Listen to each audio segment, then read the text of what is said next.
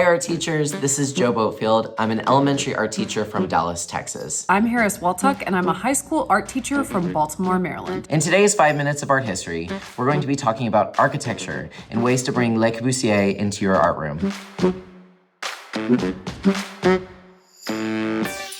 Le Corbusier was born in Switzerland. He studied art until a teacher told him that he should study architecture. He was just 20 years old when he designed his first house. He was famous for pioneering modernism, a popular style of architecture with open spaces, large windows, and used new technologies like steel and concrete. After World War I, Le Corbusier wanted to design innovative buildings and cities for people to enjoy. He designed buildings with large, open floor plans and clean geometric forms free of decoration. One of his most famous and iconic creations is the Villa Savoye. Completed in 1931, the Villa Savoye embodies Le Corbusier's 5 points of architecture, a set of principles that he developed to guide modern architectural design. These principles include pilotis, or supports, flat roof terrace, open floor plan, horizontal windows, and a free facade. Modernist architects were interested in building a new world after the devastation and destruction of World War I. He designed buildings across the world, in Europe, Japan, India, North America, and South America. One great quote is, "Space and light and order.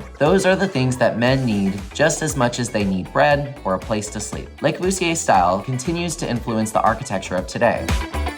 Introduce minimalism by having the students take an object such as a shoe and simplify it as much as possible. Have them take another object and simplify it again in their sketchbooks. Time the students so this can be a fun, speedy challenge to get ideas flowing fast. Have the students form small groups. Pass out images of Le Corbusier's buildings, like art cards, to one person in each small group. They will describe his building to their peers who are trying to capture it on pencil and paper. Then, play a short introductory video to the artist to the students and ask them why they think he chose the materials he did based on what was going on in history at the time. Cut chipboard or cardboard into very simple geometric shapes and transform them into a simple structure. Ask the students to recreate that sense of openness and play through positive and negative space.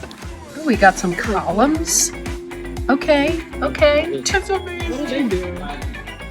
That's really cool. I love the stacked triangles, but also the fact that it looks like a paper airplane.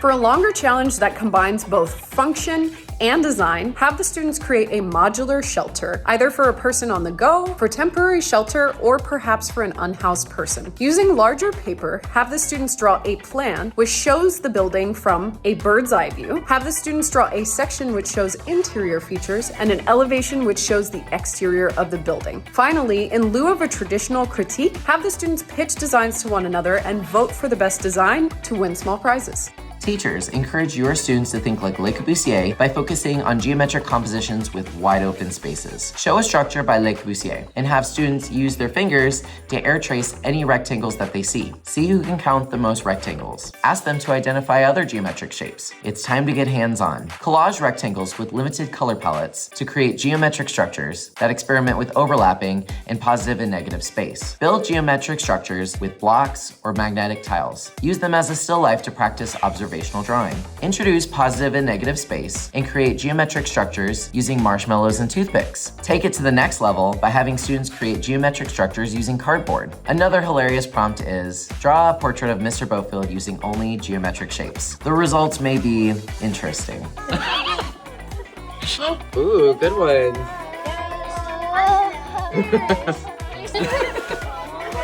Perfect. Grab a copy of Le Corbusier's Artist Bio in Flex Curriculum. Flex is a standards-aligned curriculum with a huge library of artist bios. Each artist bio features a short biography, an illustrated portrait or work, quick facts, quotes, and also reflection questions for your students. For more information on how to get Flex, this artist bio, and a handy toolkit with more innovative ways to use artist bios in your classroom, check the link in the description. Hey art teachers, and that's Le Corbusier in 5 minutes. If you have more fun facts or activity ideas, please leave them in the comments below. And if you haven't already done so, please like this video and also subscribe to the Art of Education University for more art history videos just like these. Bye!